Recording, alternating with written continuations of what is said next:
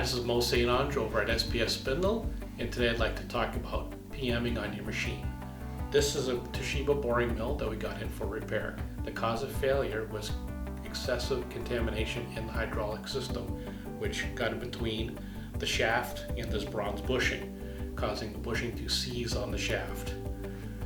We then repaired the spindle and gave the customer a proper cause of failure, which the customer then neglected to clean the hydraulic system. When they put the spindle back in, it virtually within a week failed of the same cause of failure when we did the spindle the first time. It is important to properly maintain your machine, and it's always a good idea that when SPS gives you a cause of failure of the spindle that you address the cause of failure if possible. If you'd like any more information in regards to SPS Spindle, please check out our website at spsspindle.com.